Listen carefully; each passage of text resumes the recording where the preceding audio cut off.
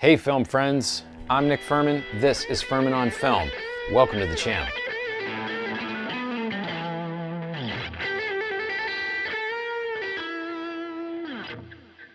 Here's a story about a lovely German man and woman who have a gaggle of children, a beautiful modern home, a lush and spacious garden, their own swimming hole, ample gifts of clothing and makeup, and a nice wall to keep the sound out from those pesky neighbors. All is paradise, except one thing. This is Auschwitz, and the other side of that wall is a death camp that was the locale for some of the most heinous crimes in human history. And that man is Rudolf Höss, ruthless commandant, known for his exacting efficiency in the eradication of the Jews. This is where the dreams in here meet the hell out there head on. Here's Jonathan Glazer's The Zone of Interest.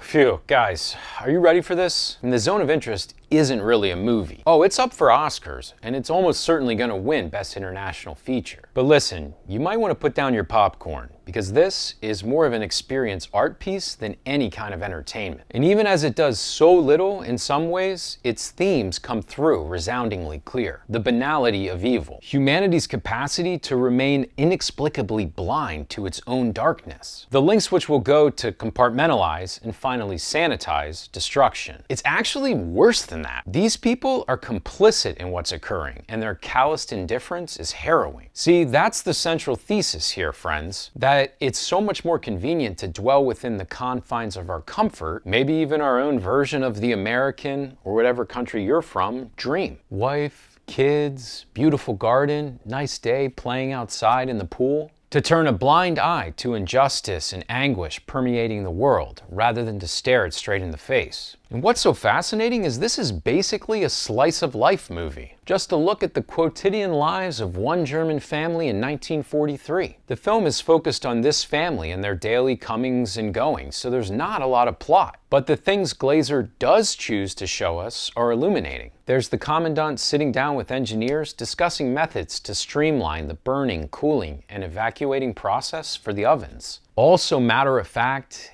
everything's so mechanical and efficient. And the pride of wife Hedwig's life is her verdant garden. It's the juxtaposition of this abundance and rich life on the inside, which she cares so much for, while not giving two thoughts to the death on the outside that really hits home. And the way director Jonathan Glazer captures it all is almost like a documentary, so naturalistic in its styling. And that's really where this one gets set apart, all of the visual and audio choices from the man behind the camera. First, the Zone of Interest opens on a black screen, with just music and soundscapes. I'm talking for an uncomfortably long period of time. Like, hey, is the reel broken? Do I need to go grab someone?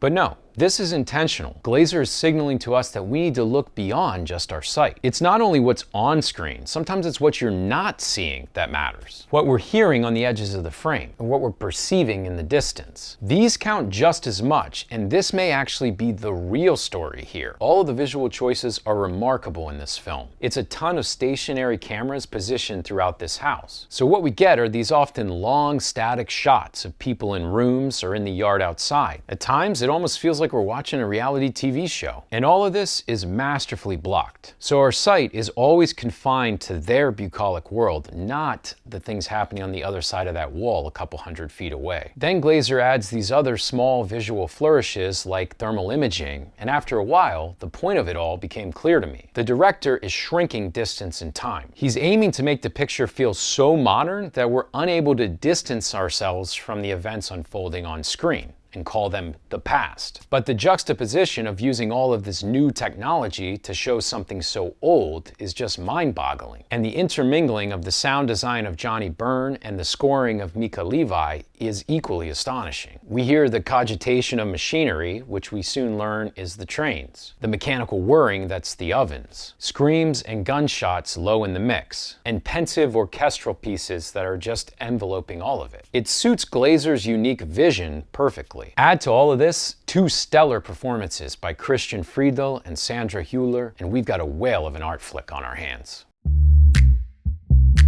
Well, let's just get all the basic stuff out of the way. If you wanted to see an entertaining war drama about this period of history a la Saving Private Ryan, this ain't it. If you needed to be on the ground inside the wall of Auschwitz, you'll be disappointed. In fact, I kind of think the average moviegoer may denounce this film as dripping with pretension, pompously artsy, or what's even worse, boring.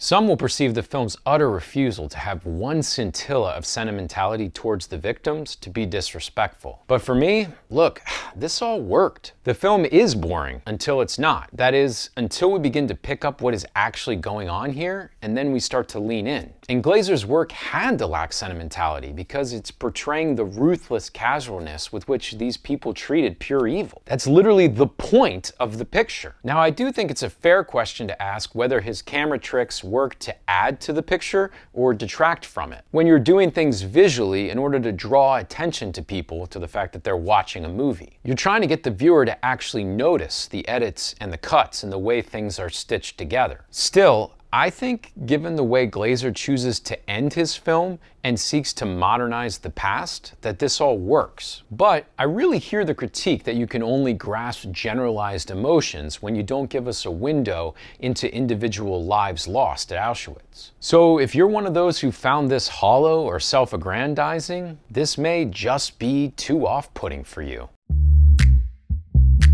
So, what do we conclude?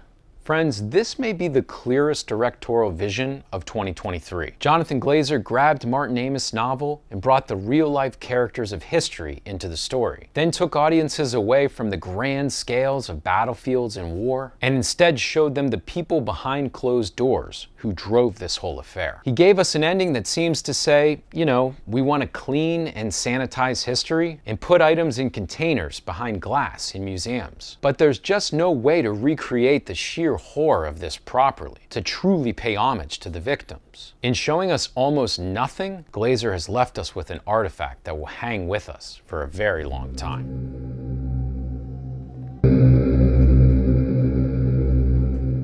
Well, there you have it. The only thing left to discuss is our rating for this picture. FOF gives The Zone of Interest 4.2 out of 5 stars. If you enjoyed this review, please let us know by giving us a thumbs up and subscribing to the channel. Also, don't forget to visit FurmanOnFilm.com for even more movie content. Thanks for watching. I'm Nick Furman. This is Furman on Film. Stay firm, my friends. Should I go grab someone? No, did that end because should I go grab someone? I sort of faded off. I mean, I can put it together. So just say, do I need to go grab someone? Okay. Do I need to go grab someone?